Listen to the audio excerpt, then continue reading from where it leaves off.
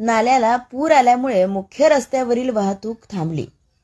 आधीच हा पूल शिकस्त झाल्यामुळे वाहतुकीसाठी बंद करण्यात आला आहे। तर सार्वजनिक बांधकाम विभागाने बाजूलाच तात्पुरता रस्ता वाहतुकीकरिता तयार करून दिला होता। परंतु आज झालेला प्रचंड पाऊस यामुळे पुराच्या पाण्यात तोही रस्ता वाहून गेला। त्यामुळे त्या रस्त्यावरील वाहतूक बंद झाली आहे। तर मूर्तिजापूर तालुक्याला जोडणारा मुख्य रस्ता असल्यामुळे बऱ्याच गावाचा संपर्क तुटला आहे। त्याचबरोबर तालुक्यातील ग्राम निंभा, धोत्रा, कमळणी येथे सतत 1 तास सुरू असलेल्या मुसळधार पावसामुळे धोत्रा ते निंभा या मार्गावरील कळमगंगा नदीला पूर आल्याने ये-जा करणाऱ्यांना 1 तास खोळंबून राहावे लागले।